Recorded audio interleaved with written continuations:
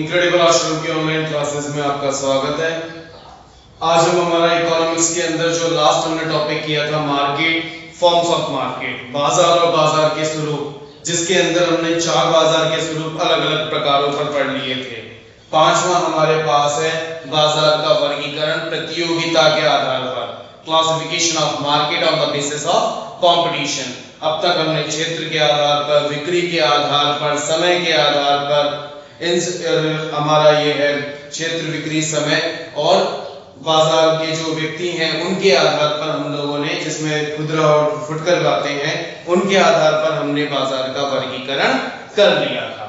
अब हमारा आता है प्रतियोगिता के आधार पर, classification of market on the basis of competition. तो कंपटीशन के आधार पर, कंपटीशन के बेसिस पर हमने मार्केट को 3 भागों में बांटा है। हमारी बुक्स में मार्केट को 3 भागों में बांटा गया है, जिसमें सबसे पहला आता है पूर्ण प्रतिस्पर्धा बाजार। बच्चों, मैं आप लोगों को एक बात बता देना चाहता हूं, इस चैप्टर में से हमारे चांसेस होते हैं कि 6 मार्क्स के क्वेश्चन आते हैं, और ये जो टॉपिक है अलग से लेने का रीजन यही है, मार्केट छोटा सा थ्योरी है होने को तो पूरा ही, जिसे हम सभी को लर्न करना होता है, लेकिन उस पार्ट को जो स्टार्टिंग के 4 क्लासिफिकेशन थे वो और ये क्लासिफिकेशन अलग लेने का रीजन ये है, मोस्टली जो 6 मार्क्स के क्वेश्चन बनते हैं वो 6 मार्क्स के क्वेश्चन इनमें से बनते हैं। तो इनको हमको बहुत अच्छे तरीके से लर्न कर लेना है, पढ़ लेना है, और इसमें आप अपनी बुक की भी हेल्प ले सकते हैं। बुक के पेज नंबर 67 के बाद आपके ये चैप्टर शुरू हो जाता है, आप बड़े आराम से वहां पर इसकी स्टडी कर सकते हैं। तो सुनिए पूर्ण प्रतिस्पर्धा बाजार के बारे में। सबसे पहले पूर्ण प्रतिस्पर्धा बाजार के बारे में एक बात बता दूं मैं शुरुआत करने से पहले, पूर्ण प्रतिस्पर्धा बाजार, परफेक्ट कंपटीशन मार्केट जो है एक काल्पनिक अवधारणा है, इमेजिनरी है। ये रियलिटी से कुछ, इसमें बहुत सारी ऐसी बातें आप लोगों को देखने को मिलेगी जो रियलिटी से उसका कोई लेना देना नहीं होगा। तो देखिए, पूर्ण प्रतिस्पर्धा बाजार एक ऐसा बाजार होता है जिसमें असीमित क्रेता और विक्रेता होते हैं, अनलिमिटेड बायर्स और सेलर्स होते हैं। ये जो माल बेचते हैं वो एक दूसरे से मिलता जुलता समरूप होता है। जैसे कि इस मार्कर को यदि ए फर्म बेच रही है तो यही मार्कर ऐसा का ऐसा बी फर्म बेचती है, सी फर्म भी ऐसा ही बेचती है, डी फर्म भी ऐसा बेचती है। जैसे कि परचूनी की दुकान, परचूनी की दुकान पर मिलने वाला बिस्कुट का पैकेट, हर गली मोहल्ले में दुकान है नॉर्मल छोटी छोटी, और वो बिस्कुट का पैकेट हर जगह पर हमें प्राप्त हो जाता है। तो ये उसका कुछ हद तक हम कह सकते हैं इस तरीके का अनलिमिटेड बायर्स और सेलर्स। असीमित क्रेता और विक्रेता होते हैं, खरीदने वाले भी खूब सारे और बेचने वाले भी खूब सारे, समरूप होती है, और क्रेता और विक्रेता असीमित होते हैं। अगली बात, इस बाजार के अंदर जो माल बेचा जाता है, जो गुड्स बेचा जाता है, उसका मुख्य उद्देश्य, जैसा कि बाजार में भी हम लोगों ने पढ़ा कि बाजार का क्या है, क्यों किया जाता है, प्रॉफिट कमाने के लिए। तो परफेक्ट कंपटीशन मार्केट का भी मुख्य उद्देश्य क्या होता है, लाभ को अधिकतम करना, प्रॉफिट मैक्सिमम करना। इस वजह से इस परफेक्ट कंपटीशन मार्केट में फर्म को क्या कहते हैं, प्रॉफिट मैक्सिमाइजेशन फर्म भी कहते हैं, लाभ अधिकतमीकरण फर्म के नाम से भी जानते हैं, क्योंकि इनका मुख्य उद्देश्य किसी भी परिस्थिति में लाभ को अधिकतम करना, लाभ अर्जित करना होता है। अगला है कि भाई परफेक्ट कंपटीशन मार्केट के अंदर फर्मों को क्या करना होता है, मार्केट में चल रही कीमत को ये स्वीकार करती हैं, यानी कि ये प्राइस टेकर होती हैं। यानी कि ये नहीं कि कोई भी फर्म प्राइस में चेंज कर दे, ऐसा नहीं होता, अपनी मनमर्जी की प्राइस ये नहीं चला सकते। जो सभी लोग कीमत ले रहे हैं किसी प्रोडक्ट की, 5 रुपए का बिस्कुट का पैकेट है तो 5 रुपए ही उसके लिए जा सकते हैं, ज्यादा उससे नहीं ले सकते। नेक्स्ट आता है इस मार्केट के अंदर, परफेक्ट कंपटीशन मार्केट में लाभ अधिकतमीकरण होने के कारण इस मार्केट के अंदर कीमत भी फिक्स रहती है, साथ ही साथ इस मार्केट का जो मांग वक्र होता है, इस बाजार का जो डिमांड कर्व होता है, वो कैसा होता है, एकदम परफेक्टली इनइलास्टिक होता है, यानी कि प्राइस में चाहे परफेक्टली इलास्टिक होता है, परफेक्टली इलास्टिक होता है क्योंकि प्राइस में कोई चेंज नहीं होता, चाहे डिमांड में यानी क्वांटिटी में चेंज होता रहे। प्राइस हमेशा फिक्स होती है, कितना भी अमाउंट बेच लो, कितनी भी बड़ी मात्रा में माल बेच लो, प्राइस हमेशा इस मार्केट में कैसी होती है, फिक्स होती है, प्राइस में कभी कोई चेंज नहीं होता। नेक्स्ट इस मार्केट के बारे में कहा गया है कि पूर्ण प्रतिस्पर्धा बाजार के अंदर हम लोग देखते हैं कि जो फर्में होती हैं वो किसका निर्णय मानती है, इंडस्ट्री का। इंडस्ट्री क्या होती है, इंडस्ट्री होती है group of firm, group of firms को बोलते हैं इंडस्ट्री। इंडस्ट्री जो डिसाइड करती है, जो निर्णय लेती है कि पर्टिकुलर कमोडिटी की प्राइस कितनी रखनी है, वो प्राइस इन लोगों को माननी होती है। नेक्स्ट इसके अंदर ये होता है, इस मार्केट के अंदर कोई ट्रांसपोर्टेशन कॉस्ट नहीं लगती, यानी कि माल को लाने ले जाने का भाड़ा इस मार्केट में नहीं होता। इमेजिनरी कॉन्सेप्ट है ये, इस वजह से वास्तव में तो होता है, वास्तव में तो हम सभी देखते हैं माल को लाने ले जाने का कुछ तो भाड़ा लगता है, लेकिन इस मार्केट में नो वेजेस फाउंड होती है, यानी कि किसी भी तरह की मजदूरी, किसी भी तरह का एडिशनल कॉस्ट, किसी भी तरह का ट्रांसपोर्टेशन कॉस्ट नहीं लगती। नेक्स्ट होता है, इस मार्केट में मार्केटिंग पर भी खर्चा नहीं होता। मार्केटिंग पर खर्चा यानी कि जो हम विज्ञापन वगैरह कराते हैं उसका कोई खर्चा नहीं होता इस मार्केट के अंदर। सेलिंग कॉस्ट वही होती है जो इंडस्ट्री डिसाइड कर लेती है, किसी भी तरह का एडवर्टाइजमेंट इस मार्केट के अंदर नहीं किया जाता। ये परफेक्ट कंपटीशन मार्केट होता है बच्चों। नेक्स्ट हम लोग देखते हैं, सीधे हम लोग आएंगे अब तीसरे नंबर पर एकाधिकार बाजार की तरफ। एकाधिकार बाजार, मोनोपोली मार्केट, जैसा कि नाम से ही हमें पता चल रहा है, मोनोपोली मार्केट वो मार्केट होता है जिसमें सिंगल सेलर होता है। इसका जस्ट अपोजिट होगा, इसमें तो बहुत सारे अनलिमिटेड सेलर्स देखने को मिलते हैं, जबकि यहाँ पर क्या होता है, सिंगल सेलर देखने को मिलता है। अकेला विक्रेता होता है, वो जो माल बेचता है, कंट्रोल यूनिट वही होता है। इस मार्केट में क्या था परफेक्ट कंपटीशन में कि ये थी प्राइस टेकर, यानी बाजार में चल रही कीमत को ये स्वीकार कर रही थी, क्योंकि इसके ऊपर डिसीजन कौन ले रहा था, इंडस्ट्री ले रही थी, ग्रुप ऑफ फर्म्स ले रही थी। जबकि मोनोपोली मार्केट में क्या होता है, ये प्राइस मेकर होती है, कीमत निर्धारक होती है, ये बाजार में चल रही कीमत को ये स्वयं ही निर्धारित करती है। इस वजह से प्राइस रिजिडिटी देखने को मिलती है, यानी कि कीमत विभ्रम। कीमत विभ्रम क्या होता है, अलग अलग पर्सन से, या फिर कीमत विभेद भी कहते हैं इसे। कीमत विभेद का मतलब क्या होता है, अलग अलग व्यक्ति से एक ही कमोडिटी की अलग अलग कीमत वसूल करना।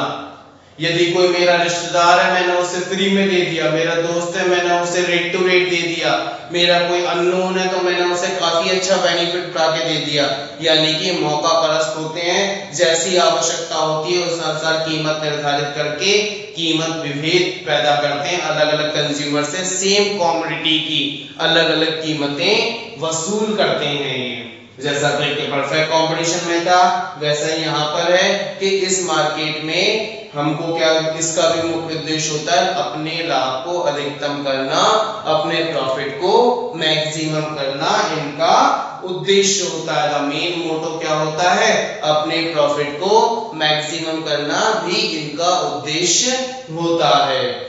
नेक्स्ट होता है इस मार्केट के अंदर बेटा कि एक मोनोपोली मार्केट के अंदर जहां एक सिंगल सेलर होता है, अनलिमिटेड बायर्स होते हैं, तो ऐसे में ये मोस्टली उन्हीं तरह की कमोडिटीज के साथ डील करते हैं जिनकी गवर्नमेंट, जिनकी लोग बागों को आवश्यकता कम होती है, नेसेसरी आइटम्स की नहीं होता। गवर्नमेंट इनको अलग से लाइसेंस देती है और ऐसी चीजों की मोनोपोली बनाई जा सकती है जिसका या तो मैन्युफैक्चरिंग बहुत डिफिकल्ट हो या फिर जिनकी डिमांड बहुत कम हो, उसके बिना भी जीवन यापन हो सके, ऐसी चीजों को ही मोनोपोली की जाती है। नेक्स्ट हमने पढ़ा था कि परफेक्ट कंपटीशन मार्केट के अंदर प्राइस हमेशा फिक्स होती है। 10 रुपए यदि कीमत है तो हमें लास्ट तक 10 रुपए भी रखनी होती है, जबकि मोनोपोली मार्केट के अंदर ऐसा नहीं होता। मोनोपोली मार्केट में होता है जैसे जैसे बिक्री कीमत सेलिंग क्वांटिटी बढ़ती जाती है वैसे वैसे प्राइस घटती चली जाती है। ये इस मार्केट की जैसे ज्यादा बल्क में कोई व्यक्ति आया बहुत सारी मात्रा में 100 इकाइयां लूंगा, बताओ क्योंकि कीमत निर्धारण तो उसी के हाथ में, जब कीमत निर्धारण प्राइस डिटरमिनेशन उसी के हाथ में है तो वो कितनी भी प्राइस दे सकता है अपने माल को ज्यादा इकाइयों में बेचने के लिए, वो कीमत कम भी कर देता है कि भाई 10 रुपए की चीज है 9 रुपए में दे देता है। जब उसको बड़े 1000 यूनिट्स का ऑर्डर मिला तो इस तरीके से ज्यादा मात्रा बेचने पर वो अपनी प्राइस को कम भी कर देता है। ये मोनोपोली मार्केट का नेचर होता है। चलिए अब हमारा दूसरा देखते हैं अपूर्ण प्रतिस्पर्धा बाजार, इम्परफेक्ट कंपटीशन मार्केट, जिसके अंदर 3 आते हैं, द्विआधिकार, अल्पाधिकार और एकाधिकारात्मक प्रतिस्पर्धा बाजार। द्विआधिकार बाजार, द्विआधिकार बाजार एक ऐसा बाजार होता है जिसमें किसी पर्टिकुलर कमोडिटी के केवल 2 विक्रेता होते हैं। Only 2 sellers are found for a particular commodity। ये जो चीज बेचते हैं वो एक दूसरे के समरूप होती है, परफेक्ट कंपटीशन की भांति ही एक दूसरे से मिलती जुलती होती है, पूरी तरह नहीं मिलती। परफेक्ट कंपटीशन मार्केट में तो क्या होता है, रंग रूप आकार प्रकार साइज शेप कलर सब कुछ पैकेजिंग वगैरह एवरीथिंग इज सेम।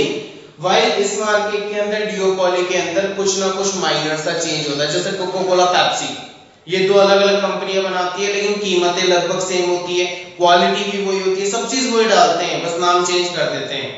ये मार्केटिंग पर खूब सारा खर्चा करते हैं। ये तीनों मार्केट के अंदर हमें देखने को मिलेगा कि यहाँ पर मार्केटिंग पर खर्चा खूब सारा होता है। ये तीनों मार्केट रियलिटी से जुड़े हुए होते हैं, यानी कि ये दोनों को हम कह सकते हैं इमेजिनरी कॉन्सेप्ट। ये तो पूरी तरीके से काल्पनिक होते हैं, कुछ हद तक काल्पनिक होता है, लेकिन ये कुछ हद तक 90% 95% रियलिटी से जुड़े होते हैं।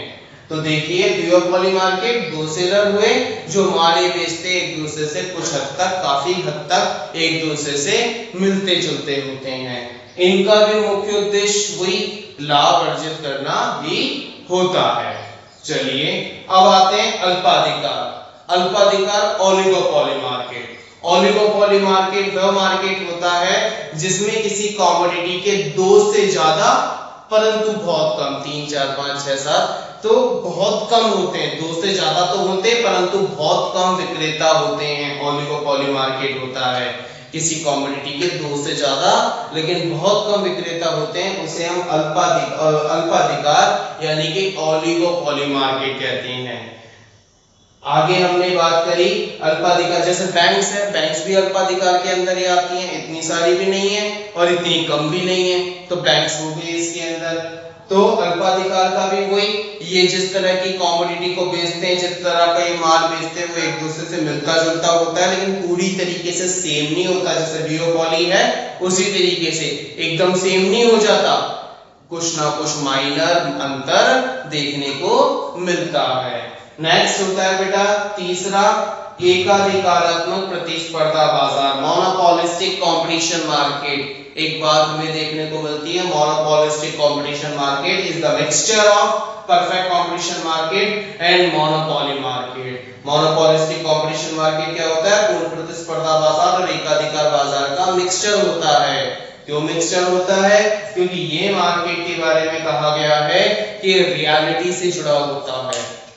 आप सभी ये देखते हैं साबुन बनाने वाली, आपके बिस्कुट, आपके चिप्स बनाने वाली 50 कंपनियां हैं, बहुत सारी कंपनियां हैं, लेकिन और हम सभी इस बात को जानते हैं इनके अंदर जो डाला जाता है, जो मेन मटेरियल होता है वो लगभग सब में सेम होता है, बस डिजाइन में पैकेजिंग में थोड़ा थोड़ा सा ही हर बार चेंज कर देते हैं, बस उसी तरीके से अपने नाम से माल को बेचने लगते हैं। हम सभी जानते हैं सोप होता है नहाने का साबुन, वो साबुन में सभी में एक जैसा ही होता है, बस सबका कलर अलग अलग कर देते हैं, सबके डिजाइन अलग अलग कर देते हैं।